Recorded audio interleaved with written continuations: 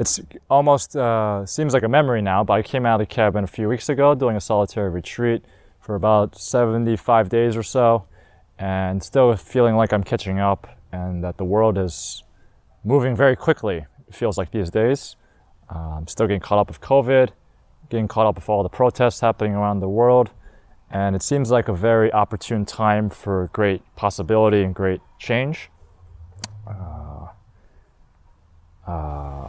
For a while, I was kind of trying to avoid the news when I first came out of the cabin and limited myself to just a few minutes each day. But the past few days, I've been catching up more and more, and it's very sad to see how broken our system is, how terribly unjust and broken all of our institutions are, continuing the trend of many decades, if not centuries, of we as human beings losing trust, losing our ability to rely on all of the institutions we used to trust, whether it's government or religion or education and even families and tribes. There is this movement towards individualism that comes with a lot of benefits and comes with a lot of costs. And only a few days ago, I finally could work up the courage to watch the video of George Floyd being kneed in the back of his neck until he died, and still lying on the street. And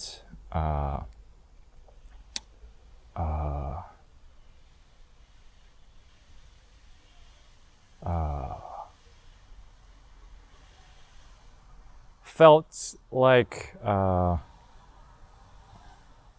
the collective sense that something needs to shift, that we can't just be complacent year after year with the gun violence, with the brutality against black men, against the ecological destruction that's happening, on and on and on, year after year after year. We get outraged, we post all these tweets and share all this stuff on Facebook and march in the streets. And it seems like this year, partly, if not a great deal because of COVID, has shut down a great deal of America, that people from around the world in all of the US states are now protesting, saying that we've had enough, that something needs to change, and this is not acceptable anymore. And so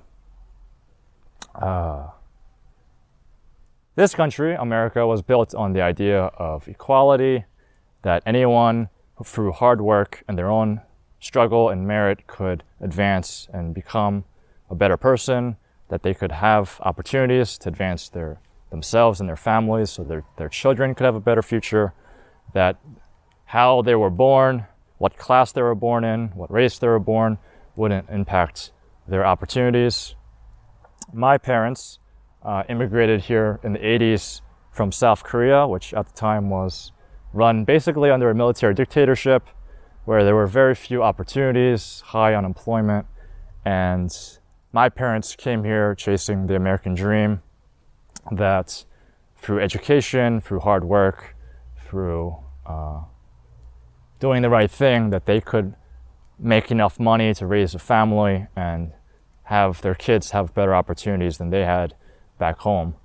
And I feel like the American dream is an important myth, is an important idea, is an important dream that is sort of baked into most of us. And these days, the American dream is a global or increasingly global idea, sort of the idea that all of us are chasing in the world, that all the larger institutions, whether it's religion or government, and even families, limit and prohibit and hinder our individual growth, and that what we need is to break free of larger structures so that we can become our unique selves and find what is my unique calling, chase after what's truly me, and then I'll be happy. And and that the world should be structured and made so that that's possible and so that that happens. And so we see with the financial crisis and then increasingly with ecological destruction that that dream is becoming less and less possible. Not to mention that we've had centuries and decades of discrimination and violence against the Native people, against African Americans, and so it's good that we're protesting and forcing those in power to have to examine and change something. And so we see that maybe some of these police departments might get disbanded, or their funding that's right now at 20, 30, 40% of the city budget might go down, as it probably should. And maybe more and more people, as we've seen over the years, will get more and more opportunity and access to education, social advancement, employment, and more equal opportunities to follow their dream. But I would say that that's not enough, and that's actually very dangerous, because my parents came here, and sure enough, they were able to make enough money so that we did okay. We weren't wealthy or anything. We're probably working class at best. I got a good education. I have a lot more opportunities now than I probably would have if my family had stayed in South Korea. But this American dream also came with a cost. My family also paid a significant cost. My parents are isolated, alienated, alone, don't have really any friends, don't really have any relatives to see. Probably depressed. I'm not sure, but I'm pretty sure they're depressed. Anxious, nervous, insecure. And even the most powerful people, the people that win the American dream, those who have money, those who have wealth, those who grow up with all the opportunities, in my experience, are still depressed, insecure, nervous, anxious, feel alone, numbed out. And so this American dream, I would say, is incomplete. That if we only try to uplift everyone to meet the same potential as those with power right now, that's not going to work. And with COVID and the protests happening, just waiting and hoping a vaccine will happen, that the protests will win some minor concessions to change parts of the system, but ultimately keep the system intact, wouldn't be enough. That wanting to return back to normal is not good. Normal is bad right now. And especially with the fact that we have such huge technologies that can now destroy basically the entire Earth, that global warming is going to make increasingly the world very difficult to live in. And of course, those who have the least power, those with the least wealth, will suffer the consequences more than anyone else. And so we see the injustice will just propagate in that way. And so I would say something needs to change. The old game that we've lived as human beings up till now has been different groups competing for resources to win and become the strongest power. Up till now, that's the game that everyone has played, whether in a small tribal dynamic to countries at war. But today we live as one global civilization. And although we got rid of religion and government and all these things, what took its place, you could say, is this rampant, excessive capitalist business structure where we value money as the replacement for everything, that we can purchase and buy basically any experience or any product and aim for that to make us happy. There's a phenomenon these days where, at least in my generation, where things like yoga and meditation and tantra, all these practices from foreign traditions are now more commonplace, ayahuasca, and people fly around the world to do retreats and go to beautiful locations, to have these great experiences, hoping that one of these experiences will heal the trauma or make them enlightened or something will change, and now they'll be happy, now they'll be complete, now they can live the American dream. Maybe the old dream of having a heterosexual partner and raising 2 kids and living and working for a big corporation for 40 years and retiring with a pension, maybe that dream is dead. But now there's this other dream about somehow being independently wealthy, doing a lot of workshops, becoming very wise and clear or something, and somehow being happy in that way while consuming all of the resources and flying everywhere around the world and not actually addressing how any of us live. Not addressing the fact that we're out of community, that we're out of nature, that we're not giving service. So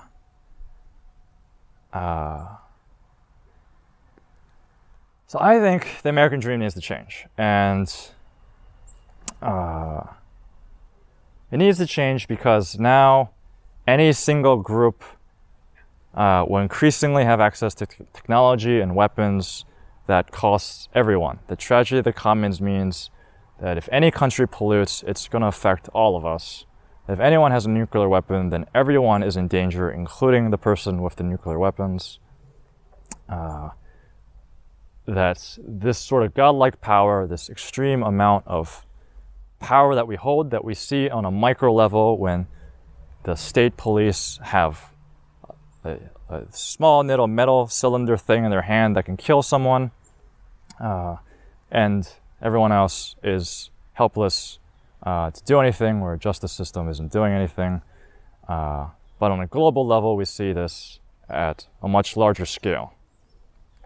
And so when we think about the American dream as individuals have the right to pursue their life and liberty and happiness, and that government and others should not get in the way, I would say that there is a responsibility on the other side of that, that if we're going to be Americans, if we're going to live in the greatest, quote-unquote greatest, most powerful country in the world, then we also have a responsibility to then care for all beings, care for the planet, so that everyone, including other animals and species, have the right to life and liberty, that we are responsible not just for hoping and arguing that the government should give us stuff or something, but that we're responsible for doing the work both inside and also in the world, so that everyone, different cultures, different Americans, different species, are being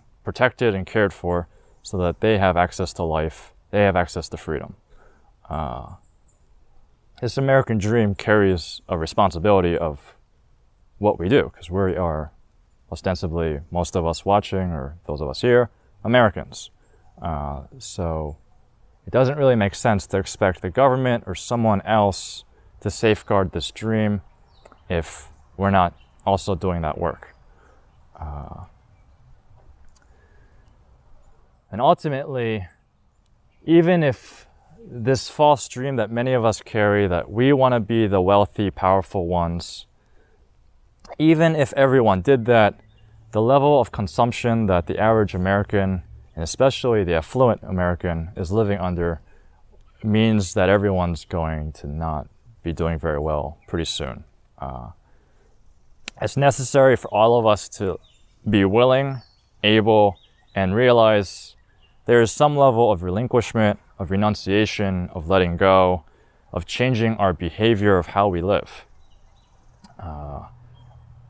We know, more or less as a fact, unless you really believe in alternative facts, that global warming is real, that air travel is bad, that eating meat, especially certain meats, are not good for the environment. And yet, many of us aren't really willing to make sacrifices, aren't really willing to change our lifestyle. And so we're collectively going to drive over a cliff. blaming each other, saying, well, the American dream is supposed to promise me so that I can do what I want. What is mine? What is my unique calling? What is my dream? That's what America is supposed to provide for me, without actually taking on the responsibility that that's also something that we have to do for each other. And now that we live in a global society where everyone has an impact on everyone else, and especially those with the most power have the biggest impact, we have a responsibility of caring for the world and for everyone in the world, including the trees and the skies and the animals. And so how we think about what is important, what we value really matters. And in today's world, what we value is measured in dollars. I hope the protests are successful and that budgets are reallocated and that the dollars are spent to massively change what do we prioritize as a society is the most important thing. As well as individually, we reconsider and ask ourselves, given what we really know, given the fact that we know that global warming is real, that nuclear weapons can destroy everyone, that there is a system clearly dysfunctional, both in how the governments have responded to COVID and the police brutality and the school shootings that nothing has really changed year after year, even after we see clear video evidence that something is wrong. Something has to change, and the most real form of power that's tangible in our society today is money. And so good intentions aren't good enough, speeches aren't good enough, changing minor piecemeal policy isn't enough. Money is where the power actually lies for a lot of this, and so I'm hoping that happens. And furthermore, we living in a spiritual community, the monastic academy, practice meditation to realize in ourselves the great amount of greed and hatred and ignorance that all of us just are sort of born into and grew up in. And that in order to do true relinquishment, true letting go, true service to all beings, we have to first get over ourselves.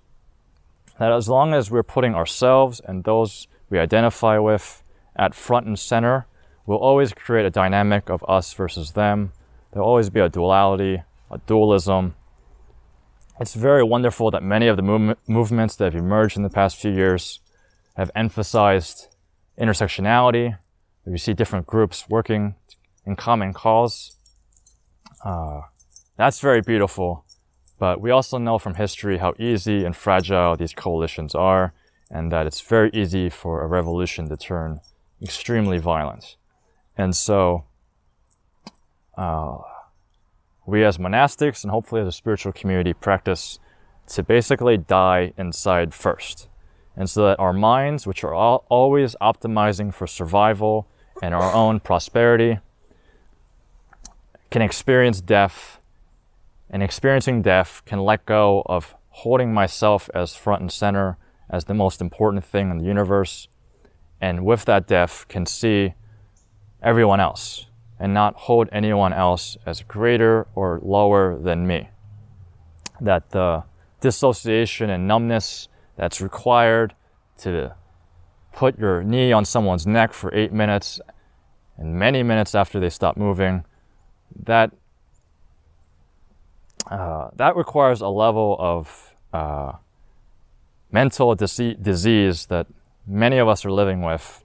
I don't think that police officer was especially a bad apple or something. I think we live in a culture that is sick. We have a broken world, and we have too much power. And so we need to do this inner work so that we experience death. Having experienced death, we joyfully, happily serve for all beings. That's no longer a burden. It's no longer a huge cost.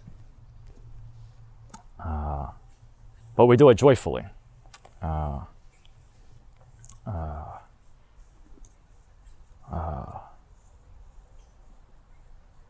the next few years, next few decades is going to require everyone to participate, and it's going to be vital in very challenging times. And to the extent that we've let go in ourselves, to the extent that we've attained some level of freedom, is the extent to which we will be able to hold power responsibly without becoming corrupted, without being overtaken by the forces of the system and the world, so that if we're in that position as a police officer, that we do the right thing. It's necessary for us to do that work and not just blame other people as being wrong, but realize that that potential is in each of us, and that we need to find a way to let go and no longer hold ourselves and those we identify with as the most important thing. It's so fascinating to me that COVID and the response to COVID has so fundamentally changed the world. And I think the underlying real thing that's happening is I don't want to kill my grandparents or my parents. You know, if this was a disease happening in another country and somehow Americans were immune or something, I don't think anyone in America would really care. There'd be a few people, but not this level of response that's happening. And so this pandemic is showing the level of response that's possible when we actually really care, when we actually identify with the problem. And we see the protests are demanding that people care and identify beyond their own narrow tribe. And it's so gratifying and so good that so many people do care and are showing up. But it won't be enough if all we do is change the system a little bit, but everyone continues striving for the same ideals of how do I get what I want so that I can fulfill my dream, because that's what is correct or something. This deep spiritual inner work allows us to let go, allows us to experience death, and with that, a wisdom, a love emerges naturally. What a relief that deep down we actually do care, that this culture has to make us so desensitized, so numb, so broken, to lose that natural connection, that natural interconnection, that natural sensitivity. We actually deep down do care. And so the horror of human beings is that we have the power to destroy everything, including ourselves, but we also have the capability, the capacity to serve and care for everyone and everything. And so we do this deep inner work so that we can regain that sensitivity, gain the right view, the right mind that can serve. And from that place, we can create a better community, a better culture where the new American dream isn't, we need to limit government and larger institutions that are infringing on my freedom. We need to maximize my opportunities for what I want, but instead the American dream is, how can I create the conditions and culture and circumstances and systems that best serve all beings so that they can follow their life, they can live in liberty, that they have, that they matter, that they're treated with respect, that they are honored, that we care about each other without dividing into us versus them. This is the great possibility and the great need, given where the planet is going in the next few years, the next decade or century. We need a fundamental shift in consciousness on a global level, but especially starting with those with the most power to actually care about everyone. And here we do that first within ourselves so that we can talk with integrity and we can demonstrate a better way, that this is actually possible, that it's actually joyous, that it's actually natural, and it's better than the old way of being tight and disconnected, alone, isolated, valuing dead numbers that we can't take with us anywhere after we leave this planet. We do that work so that we can be of service, so that we can show a better way. And so my great hope and my great work is to make that possible. And so